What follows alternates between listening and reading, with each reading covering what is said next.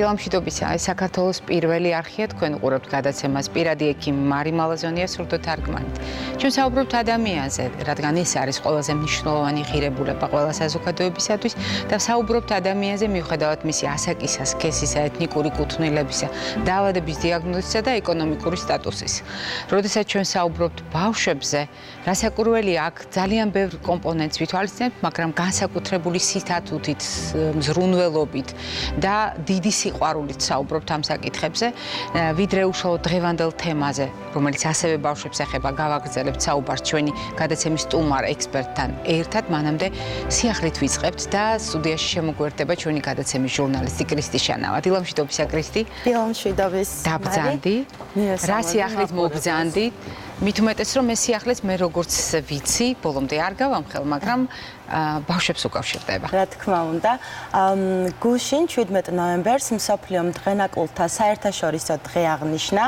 ამ დღის აღნიშვნა საქართველოს დაიწყო 2011 წელს და ჩემთვის როგორც მშობლის დღიურის ავტორისთვის საინტერესო და მნიშვნელოვანი აღმოჩნდა ის ფაქტი, რომ ამ დღის დაწესების ინიციატორი გახლდათ დედა, მშობელი გერმანელი ქალბატონი, რომელსაც 1997 წელს ეყოლა ტყუპი დღენაკლული შვილი, რომელთაგანაც ერთ-ერთი სამწუხაროდ დაიღუპა, მეორე დღეს ფაქტობრივად ჯანმრთელი ახალგაზრდაა და სწორედ ამ ქალბატონმა იმის გამო, რომ იყო ინფორმაციის სიმწირე, დააარსა ფონდი, შემდეგ უკვე ამ ფონდმა 2008 წელს 10 პუნქტიანი გეგმა წარუდგინა ევროპარლამენტს და 2008 წლიდან დაწესდა 17 ნოემბერი დღენაკულთა საერთაშორისო დღედ, რომელსაც როგორც უკვე აღნიშნე, საქართველოს შეუერთდა საქართველოს ნეონატოლოგთა ასოციაციის ინიციატივით და ამ დღეს მთელი მსოფლიოს მასშტაბით იკრიბებიან სპეციალისტები, უზიარებენ ერთმანეთს უახლეს ინფორმაციას, თუ რა კეთდება დღენაკულთა ჯანმრთელობის მდგომარეობის მართვის მხრივ და წელს კონფერენციის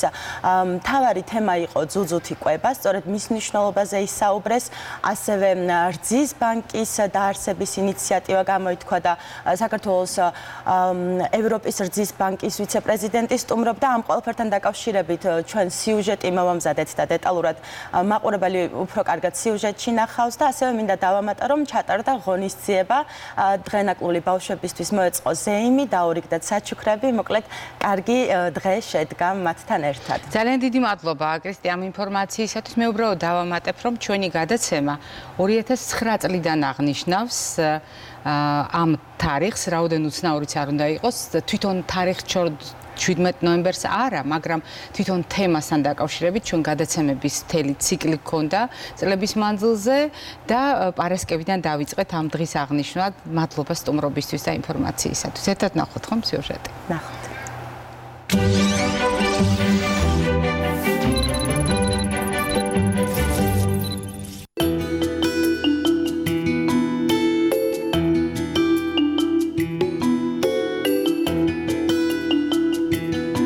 ახალშობილი ეს არის ახალშობილი, რომელსაც არ აქვს დასრულებული ზრდა განვითარება. ის უფრო ადრე დაიბადა, ვიდრე უნდა დაბადებულიყო, შესაბამისად მისი ყველა ორგანო არის უმწიფარი.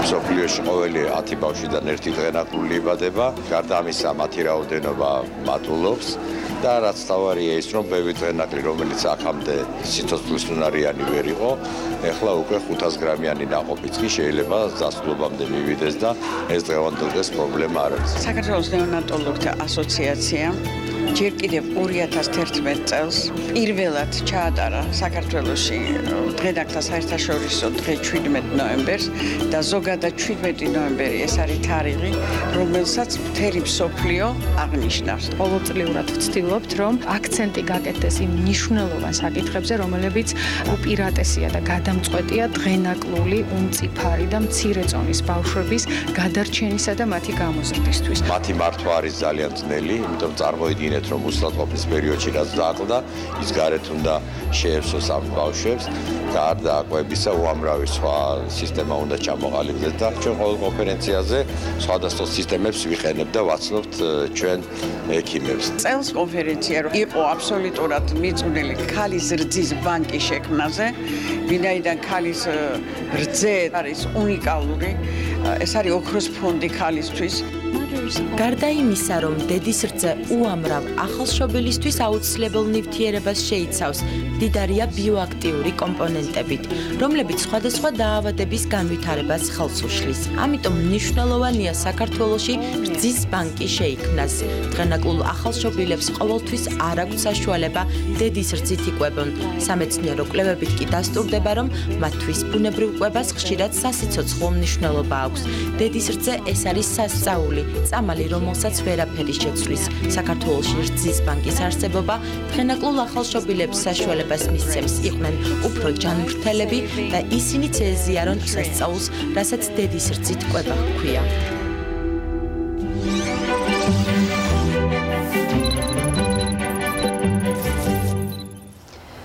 ვაგრძელებთ ჩვენ საუბარს ბავშვთა თემატიკაზე, თუმცა დღევანდელი ჩვენი სტუმარი და თემა, რომელზედაც ის დღეს გვესაუბრება, ძალიან აქტუალურია მშობლებისთვის და რაც მთავარია ჩვენი სტუმრის გამოცდილება, აი ამ თვალსაზრისით არის ყველასათვის გასაზიარებელი და საყურადღებო.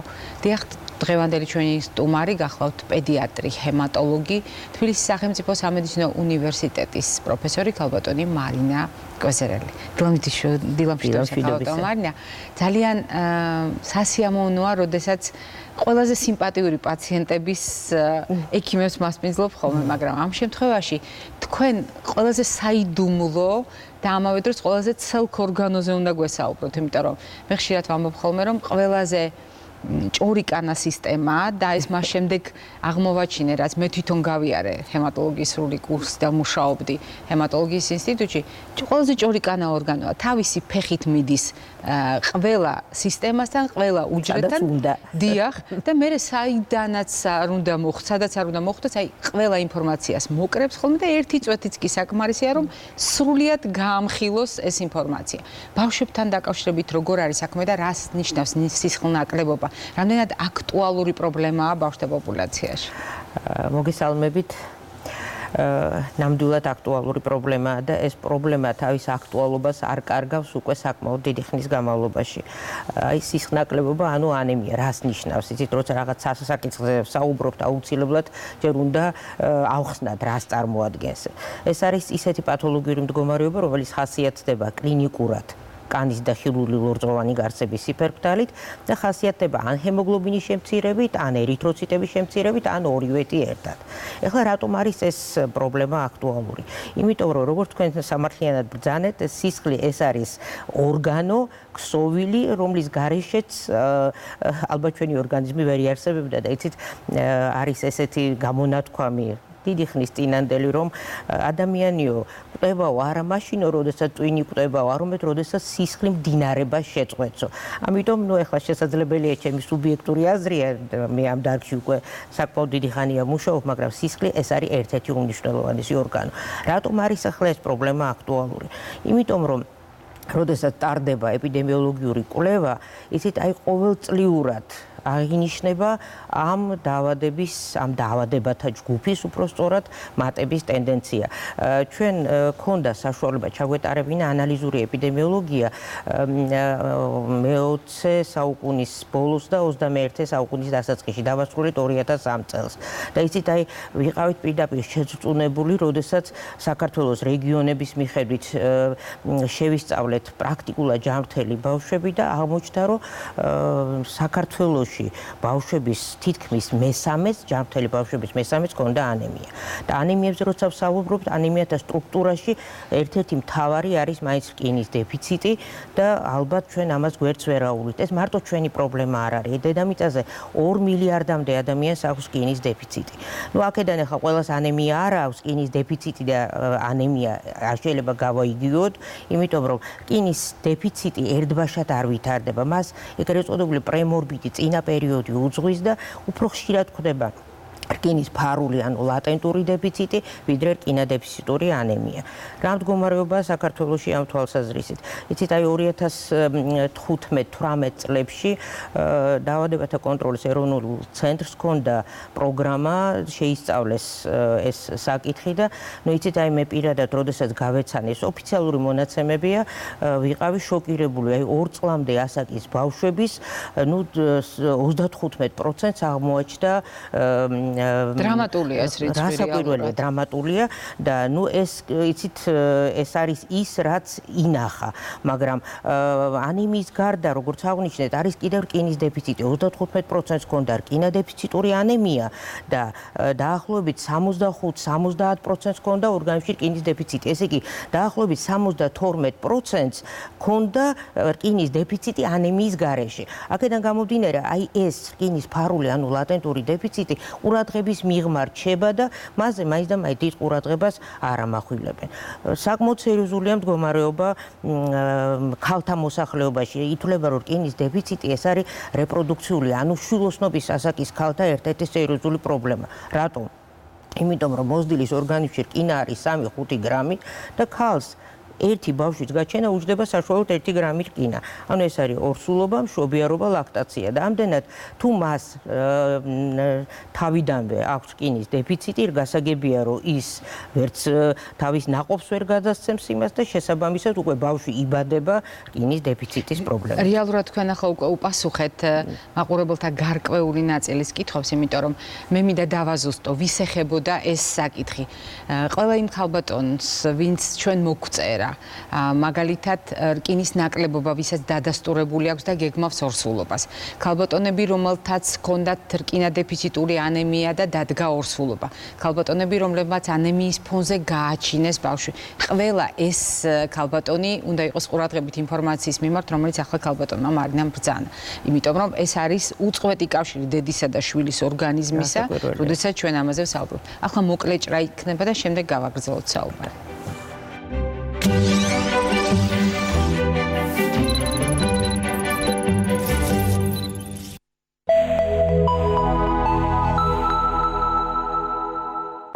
დედამიწის საიდან ჩნდებიან ღრუბლები?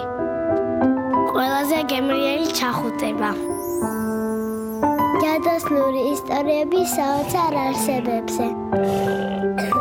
დედამიწის ფაგიო. ფაგიო გამოიყენება ანგინას, სინუსიტისა და ბრონქიტის მკურნალობისა და პრევენციის მიზნით. გამოყენებისას გაეცანით ინსტრუქციას გვერდითი მოვლენების შესახებ დეტალური ინფორმაციის მისაღებად მიმართეთ ექიმს.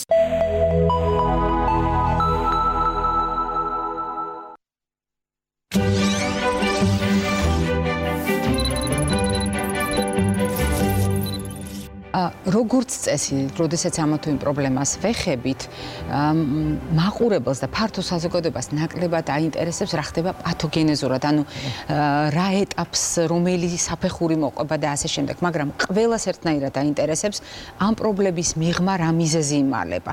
იმიტომ რომ მიზეზების ცოდნა ყველაზე კარგი საშუალებაა ხოლმე პრობლემის თავიდან ასაცილებლად. როდესაც სისხლნაკლებობაზე ვლაპარაკობთ ბავშვებში, ანუ ანემია ბავშვებში, რა მიზეზები არის ხოლმე ყველაზე ხშირი? საქმე იმაშია, რომ ანემიები შეიძლება იყოს გენეტიურად დეტერმინირებული, ჩვენ და ბედა ჩვენს რეგიონში ახლა ისეთი დიდი სიხშირით ეს დაავადებები არ ხასიათდება და არის შეძენილი. აი შეძენილ ანემიათა შორის ყველაზე ხშირად მაინც გვხვდება ანემიები დაკავშირებული ნუტრიენტების, ანუ საშენი მასალის დეფიციტთან და სხვათა შორის აი მე რკინა ვახსენე და პარალელურად მინდა ვახსენო კიდევ ფოლიუმის მჟავა. იმიტომ რომ ეს არის ძალიან სერიოზული პრობლემა. ბავშვებში შეიძლება იმდენად არა, რამდენადაც ორსულ ქალებში. იცით, ისე უბრუნდები მკვლევას, შეისწავლეს რა საქართველოში ორსულობის, აი დასაწყისში ორსულობის პირველ ტრიმესტრში როგორი იყო რკინის დეფიციტი და როგორი იყო ფოლიუმის მჟავას დეფიციტი. აღმოჩნდა, რომ 26%-ს პირველ ტრიმესტრში ორსული ქალების აღმოჩნდა ფოლიუმის მჟავას დეფიციტი.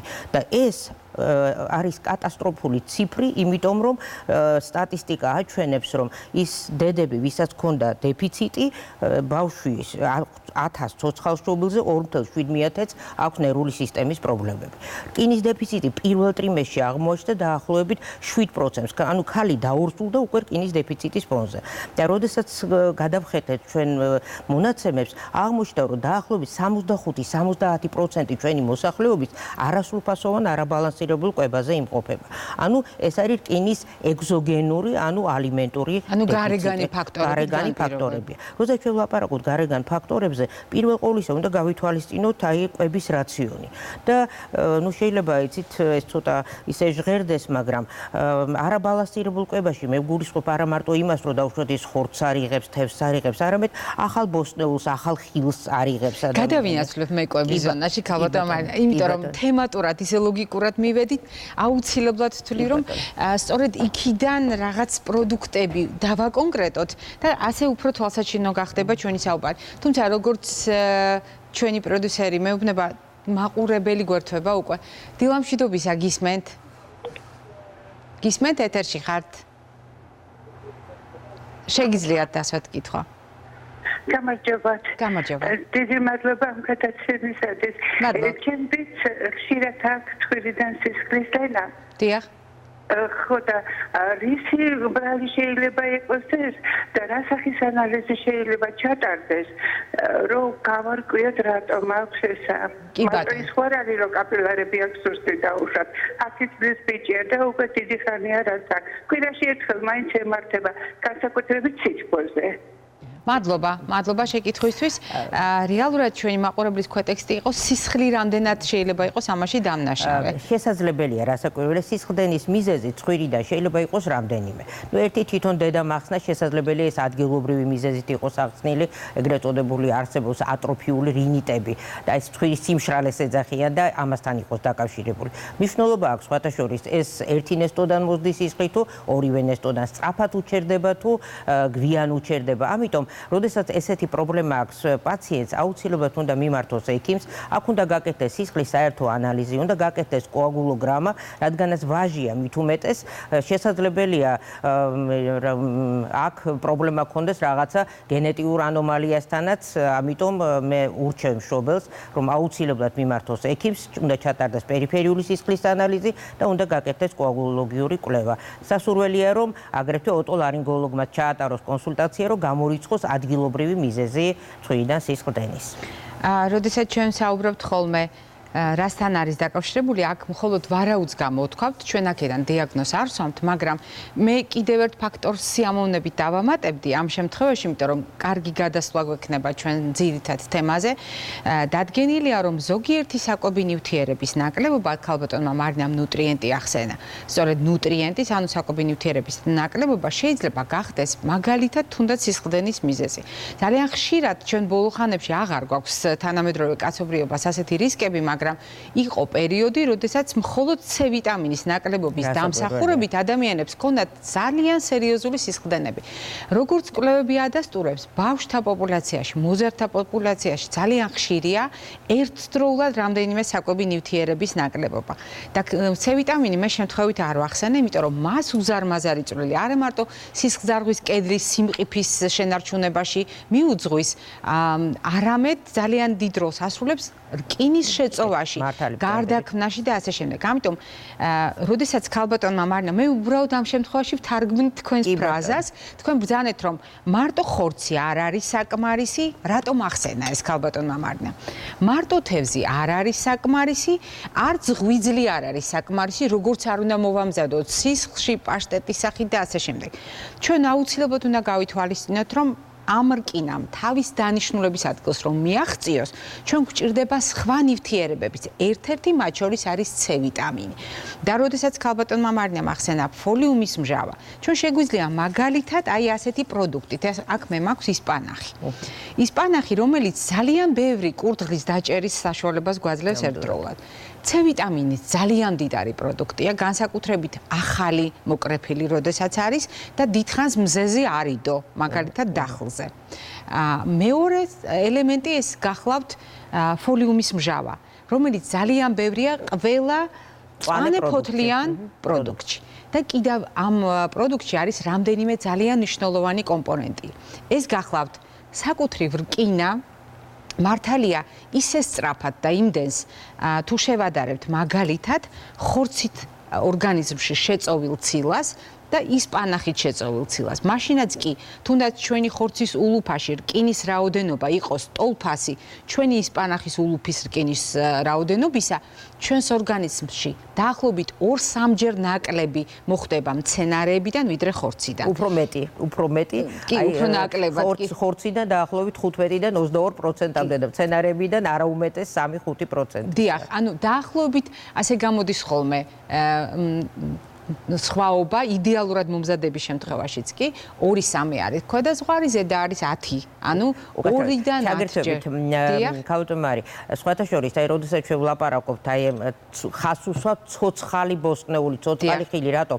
რკინის შემცველობაზე სხვათა შორის თერმული დამუშავება არანაირ გავლენას არ ახდენს. უმია, მოხარშულია, შემწვარია, იქ რკინა რჩება, რამდენიც არის საჭირო. თერმული დამუშავება სწორედ აი ამ მცენარეულ პროდუქტებზე მოქმედებს, ხილი იქნება თუ ბოსტნეული და აი ამიტომ ამაზე უნდა გაკეთდეს აქცენტი, რომ თერმულად დაუმუშავებელი უნდა მივიღოთ ცოცხალი ხილი და ბოსტნეული. და მადლობა თქვენ რომ ეს საკითხი წამოჭერით, იმიტომ რომ მე მაყურებელს გავახსენებ, როგორ რჩევას გაძლევთ ხოლმე ისპანახის მომზადებასთან დაკავშირებით, არა წყალს გადავაყოლოთ ყველაფერი, როგორც დამკვიდრებულია, ვადუღოთ, მოვხარშოთ, მერე გავწუროთ, არამედ როგორც საჭიროა წინასწარ გახურებულ ჭურჭელში, მომინანქრებულ ჭურჭელში, თავდახურულ მდგომარეობაში ჩაი 2 თქლოს და მხოლოდ ასეთი სახით მივიღოთ. და მე კიდევ ერთ ელემენტს ვიტყვი, რომელიც ძალიან მნიშვნელოვანია სისხლისთვის. აი ამ პროდუქტებში მარტო ისპანახი არ არის ამ შემთხვევაში ნაგულისხმები, უბრალოდ ისპანახი მაგალითად მოვიყვანეთ, მასში არის agretve K ვიტამინი, რომელიც ძალიან დიდ როლს ასრულებს. მე ერთგვარად პასუხობ კიდევ იმ ხალბატონს, იმიტომ რომ ეს არის ერთი ვიტამინი, მაგრამ ძალიან ბევრ ფაქტორთან დაკავშირებული ვიტამინი სისხლის შედედებაში, ამიტომ თუ ამ ვიტამინის ნაკლებობა აქვს ორგანიზმს, ან გარედან ვერ მიიღო და არის კიდევ მეორე წყარო, ეს არის ჩვენი მეგობარი ბაქტერიების დამსახურებით, ისინიც გვეხმარებიან, რომ წარმოქმნან K ვიტამინი. თუ ეს ყველაფერი ცუდად არის, მაშინ დაბალანსებული, მაშინ გვექნება ხარვეზი. კიდევ ერთი ძალიან მნიშვნელოვანი კომპონენტი, რაც უნდა გავითვალისწინოთ რკინასთან დაკავშირებით. ქალბატონ მარინა, თუ ჩათვლით საჭიროდ გამაწყვეტინეთ, ჩამერთოთ, მე ამ შემთხვევაში ჩვენ ერთად საუბრობთ. მეორე ფაქტორი, რაც ნებისმიერმა ოჯახმა უნდა გაითვალისწინოთ, გეთანხმებით, შეიძლება ბევრისთვის საყვარელი იყოს, ხორცი ან კერძს მიატანოს დიდი ნაჭერი ყველი, მაგრამ ჩვენს ორგანიზმს არ უყვარს ეს ამბავი, იმიტომ რომ მაინც და მაინც კარგად ვერ ეწყობიან კალციუმი და რკინა.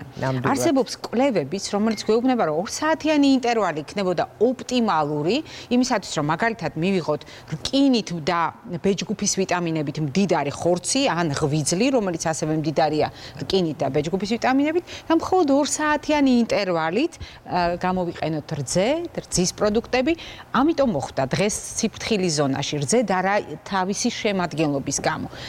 ცოტა უფრო განსხვავებულია შეწოვის თავისებურება. დიახ, ფერმენტირებულ პროდუქტთან დაკავშირებით და აქ კიდევ ერთი კურდღლის დაჭერას ვცდილობთ. დადგენილია, რომ რკინის შეწოვაში ძალიან მნიშვნელოვან როლს ასრულებს ჩვენი მიკრობიომი. თუ ჩვენ წესრიგში გვაქვს კუჭნაზლავის ტრაქტი, ჩვენ მაშინ მიღებულ საკვებში არსებულ რკინას, ანუ საკვებით მიღებულ რკინას ადეკვატურად და საჭირო რაოდენობით შევიწოვთ. წინააღმდეგ შემთხვევაში ჩვენ შეიძლება საკვებში გქონდეს რკინა, მაგრამ ორგანიზმმა ვერ შეიწოვოს. თუმცა გასათვალისწინებელია, რომ შეიცვალა მიდგომა და ეხლა იყო თაობები, კერძოდ საქართველოში, მაწოვზე რომ იზრდებოდნენ ბავშვები, ეხლა მჟავე ნარევები უკვე გვიან შედის კვებით რაციონში, არა უადრეს მე-7 მერვე თვისა, ისე რომ ესეც უნდა იყოს გათვალისწინებული აუცილებლად. აქ ჩვენ ვლაპარაკობთ ასაკობრივ ვადებზე, რაც ქალბატონმა მარინამ აღნიშნა და აქ განისაზღვრება თვითონ რძის მიმართ დამოკიდებულება, მისი ნახშირწყლის მიმართ დამოკიდებულება, ეს ძალიან მნიშვნელოვანი საკითხია და გარდა ამისა ნაწლავის სიმწიფის ხარისხი, რომელსაც პედიატრები ყოველთვის ითვალისწინებენ. ზოგიერთმა მედიკამენტმა შეიძლება შეცვალოს რკინის შეწოვის თავისებურება და რაოდენ უცნაურიც არ უნდა იყოს, ჩვეულებრივმა ჩაიმ შეიძლება დაგვაკარგინოს რკინა. ტანინმა, არა მარტო ჩემ ღვინომაც სხვათა. დიახ, ამიტომ არის აქ ალკოჰოლი, ქალბატონო მარინა, და სხვათა შორის თუ ჩვენ არასწორად გამოვიყენებთ ზოგიერთ ბურღულეულს, მაგალითად შვიასაც, რომელშიც არის ფიტინის მჟავა, ყველა ის პროდუქტი, რომელიც შეიცავს ფიტატებს, ყველა ამ პროდუქტმა შეიძლება დაგვაკარგინოს, მაგრამ ეს არ ნიშნავს, რომ ამ პროდუქტებზე ვამბობ თუ არს, ჩვენ სწორად ვიყენებთ ბალანსირებულად ამ პროდუქტებს. ქალბატონო მარინა, რა არ თქვით და რა გვინდა რომ აუცილებლად ვთქვათ კვებასთან დაკავშირებით? კვებასთან დაკავშირებით ერთს მინდა გაუსვა ხაზი სხვათა შორის. იცით, ჩვენ მაინც ვახსენეთ ბავშვი და დედა. ანუ ძალიან დიდი მნიშვნელობა გარდა ფოლიუმის მჟავისა აქვს კიდევ ვიტამინ B12-ს. B12 ვიტამინი შედის მხოლოდ ცხოველურ პროდუქტებში. ჩვენ ახსენეთ, რომ ფოლიუმის მჟავა შედის მწვანე პროდუქტებში, აციდი, ფოლიცი, ფოთლის მჟავა, ის შედის როგორც მცენარეულში, ისე ცხოველურში. B12 ვიტამინი შედის მარტო ცხოველურ პროდუქტებში და აქედან გამომდინარე, თუ ადამიანი არ იღებს ცხოველურ პროდუქტს, მაშინ მას უვითარდება B12-ის დეფიციტი. თუმცა ბავშვთა ასაკში B12 დეფიციტი, ვიტამინის დეფიციტი პრაქტიკულად არ გვხვდება, იმიტომ რომ ძალიან განსხვავებულია მოთხოვნა ბავშვებსა და მოზრდილებს შორის ვიტამინ B12-თან დაკავშირებით. და ჩვენი დამოკიდებულება, როდესაც ასაკთან ერთად ყოველთვის ხაზს უსვამთ B12-ის ნაკლებობას, ეს ფიზიოლოგიურად შეცვლილი ორგანიზმის გამოძახილია.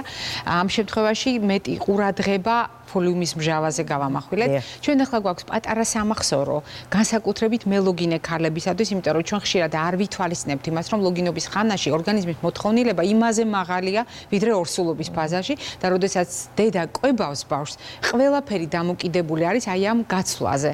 ამიტომ მოდით ერთად ვნახოთ ეს სამახსოვრო და შემდეგ გავაგრძელებთ ინტერაქციის ზონაში. როგორ მოვუაროთ ქალს მშობიარობის შემდეგ? თუ ოჯახში ორსული ქალბატონი გყავთ და უახლოეს დღეებში პატარა ზელოდებით, მოემზადეთ ახალშობილის დასახვედრად და გაითვალისწინეთ უსაფრთხოების წესები. მოარიდეთ ხალხმრავლობას ჩვილიც და მელოგინე ქალიც. დედაშვილს წინასწარ შეურჩიეთ მშვიდი კუთხე. სეზონური ინფექციების რისკის გათვალისწინებით ოჯახის წევრები მოერიდეთ დედაშვილის კოცნას. ზოგადად მჭიდრო კონტაქტს, მით უფრო თუ ახლახან შემოხვედით ქუჩიდან. ახალშობილით აღტაცებულებს არ დაგავიწყდეთ ბავშვის დედა. გახსოვდეთ, მშობიარობის შემდეგ ქალს უფრო მეტი მზრუნველობა სჭირდება ვიდრე მშობიარობამდე. ახალ ნამშობიარებ ქალებს ხშირად აქვთ ფსიქოემოციური პრობლემები და ამიტომ მათ ოჯახის წევრების, განსაკუთრებით მეუღლის თანადგომა სჭირდებათ. მელოგინე და მეძუძური ქალის ორგანიზმს უფრო მეტი ცივა და ენერგია უნდა მივაწოდოთ ვიდრე ორსულობის პერიოდში. მელოგინე ქალის რეაბილიტაცია განსაზღვრავს ქალის შემდგომ ჯანმრთელობას და შესაბამისად ყველა შემდეგი შვილის ჯანმრთელობას. იყავით ფხიზლად, თუ მელოგინე ქალს აქვს უჩვეულო სისუსტე, ტკივილები, სიცხე ანუ მომატებული ტემპერატურა, სისხლდენის ნიშნები, დაუშვებელია, ზემოთ ჩამოთვლილი ჩივილების იგნორირება, თვითმკურნალობა და დროის დაკარგვა, კაცრა დაკრძალულია, ლაქტაციის პერიოდში მედიკამენტების მიღება ექიმთან შეუთანხმებლად, სიცოცხლის გახანგრძლივება და არაგადამდებ დაავადებათა თავიდან აცილება შესაძლებელია. სწორი კვებით, რეგულარული ფიზიკური აქტივობით, თამბაქოზე უარის თქმით. აირჩიეთ ჯანსაღი ცხოვრების წესი, პირადი ექიმის რჩევით. ჩვენ ვაგრძელებთ საუბარს და რაკის საკვები ნივთიერებებზე საუბრობდით. კიდევ არის ერთი საკვები ნივთიერება, რომელიც ჩვენს ორგანიზმს ძალიან ჭირდება, თუმცა ჩვენი გარემო პირობებიდან გამომდინარე, როდესაც ჩვენ გვაქვს არასაკმარისი ყურადღება გამახვილებული რა ნივთიერება ამა თუ იმ საკვებში, ან ხშირად დაბინძურების ხარისხის გარემოს დამსახურებით იწოს ხოლმე საკვები ნივთიერებების ნაკლებობას ჩვენს პროდუქტებში, ჩვენ ვდგავართ ამ რეალობის წინაშე, ხო? რომელ ელემენტს გულისხმობთ კალბატონმა? ის არის, აი ხა ჩვენ უცხოურ ლიტერატურაში იზოლირებულად მარტო რკინის დეფიციტი იშვიათად გამოიყენება ეს ტერმინი. რკინა და სხვა მიკროელემენტების და ერთი შეიძლება მოვიყვანოთ მაგალითად სპილენძი. აღმოჩნდა რომ სპილენძის დეფიციტი თავის მხრივ იწვევს რკინის დეფიციტს. არა იმიტომ რომ რკინა არ არის ორგანიზმში, არამედ იმიტომ რომ სპილენძი არის ის ელემენტი, რომელიც შედის იმ ცილის შემადგენლობაში, რომელსაც დეპოებიდან გამოაქვს რკინა. ეს კი მე თუ მექნება სპილენძის დეფიციტი, ძალაუნებურად მექნება რკინის დეფიციტი. და მინდა თქვენი ყურადღება გავამახვილოთ ტყვიაზე, ძალიან აქტუალური პრობლემაა სადღეისოდ. და ისეთ უკვე გახდა ცნობილი, რომ ტყვია და რკინა ხასიათდებიან ერთი საერთო ნიშნით, მათ ერთი საერთო გადამტანი აქვთ. მაგრამ ის გადამტანი უპირატესობას ანიჭებს რკინას.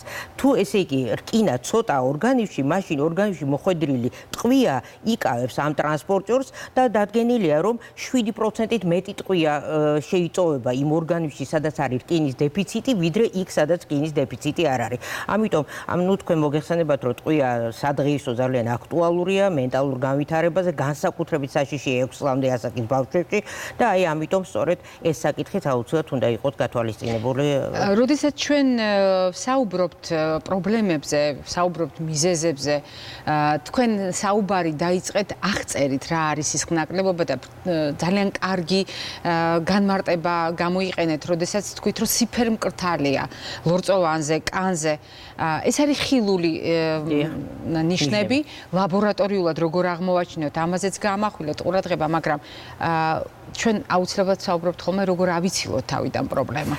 რა ინსტრუმენტები გვაქვს ამისთვის? პრევენცია სადღეისოდ ეს რასაკვირველია ყველაზე ადვილი და ყველაზე რთულიც არის ამავე დროს, იმიტომ რომ პირველ ყოვლისა, იცით, ყველა ექიმის კარდაკარ არ დადის, მშობელს უნდა კონდეს რაღაცა ინფორმაცია იმასთან დაკავშირებით, თუ რა მდგომარეობაშია მისი შვილი. აი ამერიკის შეერთებულ შტატებში მაგალითად ასეთი სავალდებულო იქცა უკვე 1 წლის ასაკში ყველა ბავშვს უსინჯავენ ჰემოგლობინს და თუ ბავშვი არის რისკის ჯგუფის და რისკის ჯგუფში ვინ შედიან, ეს არის დღენაკლული ბავშვები, ესენი არიან მრავალნაყოფიანი ორსულობიდან, ანუ ტყუპის ცალები, ესენი არიან ხშირად მოავადე ბავშვები, ესენი არიან დაბალ სოციალურ-ეკონომიურ პირობებში მცხოვრები ბავშვები, არასრულფასოვან არაბალანსირებულ კვებაზე მყოფი ბავშვები, ხშირად მოავადე ბავშვები. აი ეს კატეგორია საჭიროებს უკვე კიდე დამატებით კვლევას და სხვათა შორის იცით, აი რუსეთშიც უკვე დაიწყეს სავალდებულოდ აი ამ სკრინინგის გაკეთება ყოველ შემთხვევაში დიდ ქალაქებში მაინც. ესეთი ბავშვები 5 წლამდე იმყოფებიან მუდმივი მონიტორინგის ქვეშ და ერთი სიტყვით ასეც ცდილობენ ამ პრობლემის დაძლევას. აღმოჩენა, გამჟღავნება და შემდეგ ამის სათანდო და მე უბრალოდ ერთი ფრაზით ვიტყვი, რომ სკრინინგი არ ნიშნავს, რომ ბავშვს აქვს პრობლემა. სკრინინგს გადიან ადამიანები ასაკის მიუხედავად ჯამრთელი პოპულაცია, სადაც აღმოჩენა ხდება. და ეხლა კიდევ ერთია გასათვალისწინებელი, იცით, აი წინათ ითვლებოდა, რომ ბავშვი თუ დუდუთი კვებაზეა, მას 6 თვემდე არაფერი არ ჭირდება. რატომ? იმიტომ რომ ქალის რძეში, იცით, აღმოჩნდა, რომ ყოველ ლიტრში არის 1.5 მილიგრამი რკინა და იქიდან 50% შეითვისება. ძროხის რძეში, საიდან მზადდება ადაპტირებული ნარევები, ყოველ litrში 0.5 მილიგრამი რკინა და აქედან მხოლოდ 10% შეითვისება. სწორედ ამიტომ იყო, რომ დადგა საკითხი აი ამ რკინის გამდიდრებასთან დაკავშირებით ხელოვნური საკვების. ეხლა უკვე ჯანმრთელობის მსოფლიო ორგანიზაციამ დააყენა საკითხი, რომ 4 თვემდე შეიძლება მოვიდეს ბავშვი დედის ასე ვთქვათ ბუნებრივი კვების პირობებში, მაგრამ 4 თვიდან ვიდრე ის არ მიიღებს უკვე რკინით გამდიდრებულ ბალანსირებულ საკვებს, მანამდე ხომ არ დაუმატოთ მას კვებით რაციოში რკინა. დღენაკლულებზე საერთოდ ესეთი მიდგომა არის, რომ 1 თვეზე მეტი ასაკიდან დღენაკლულმა აუცილებლად უნდა მიიღოს დამოუკიდებლად იმის აქვს თუ არა ანემია 2 მილიგრამი კილოგრამზე დღეში რკინა 1 წლის ასაკამდე. ეხლა კიდევ ერთი პრევენციის საკითხი, 1996 წელს ჩემდა გასაკვირად იემენმა პირველად დაიწყო ფორტიფიკაცია, ანუ ფორტიფიკაცია გამდიდრება რკინით და ფოლიუმის მჟავით ყველაზე ფართოდ მოხმარებული საკვები პროდუქტის, როგორიც არის პური.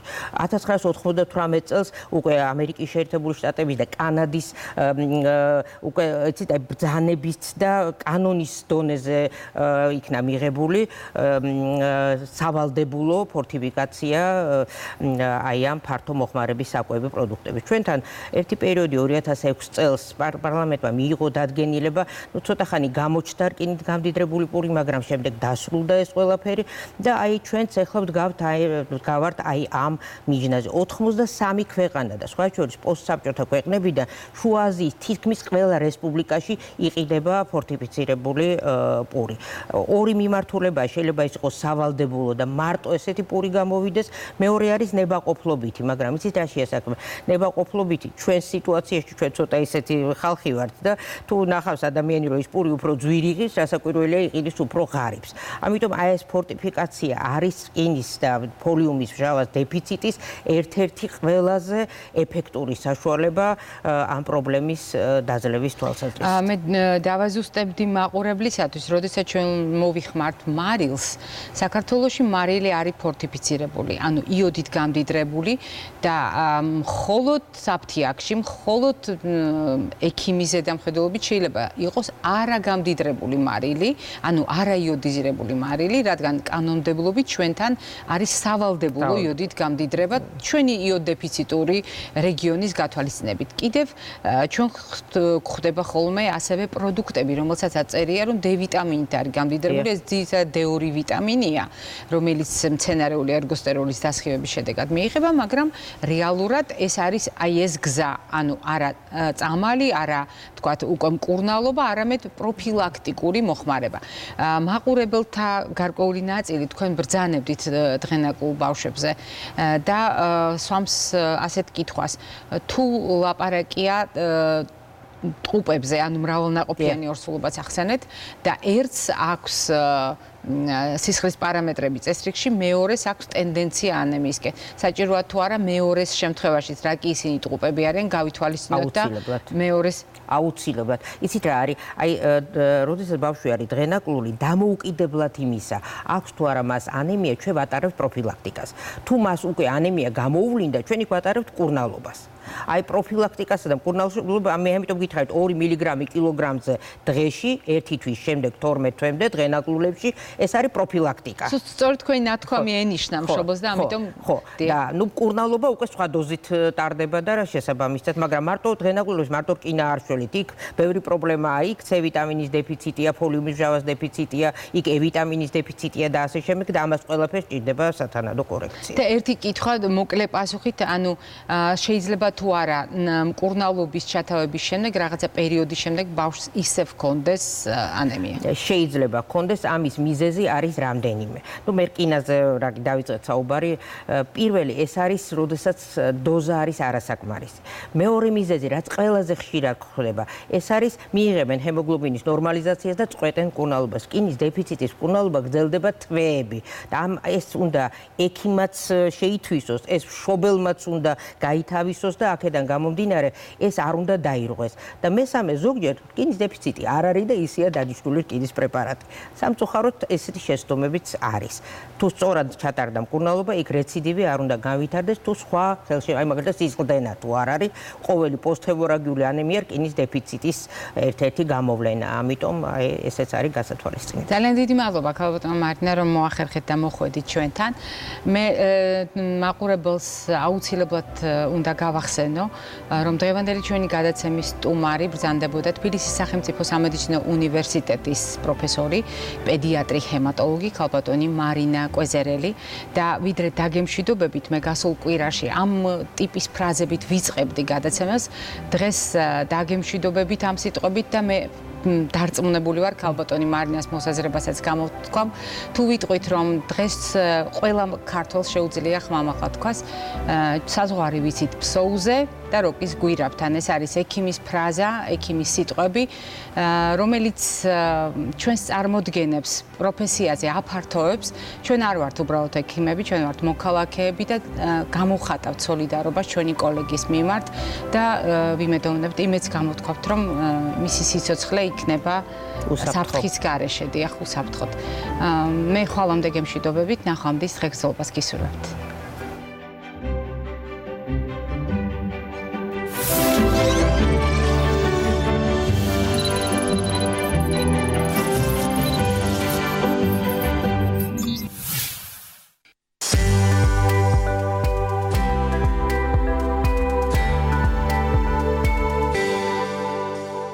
იცვლება თუ არა ფარისებრი ჯირკვლის ფუნქცია სხვადასხვა სეზონის შესაბამისად და საჭიროა თუ არა მასთან ადაპტაცია. რამდენად გამართლებულია პრეპარატის დოზის ცვლილება სეზონის შესაბამისად, როდესაც ფარისებრი ჯირკვლის ესა თუ ის პრობლემა გვაქვს. კვების მოდელი და საკვები პროდუქტები ახდენს თუ არა გავლენას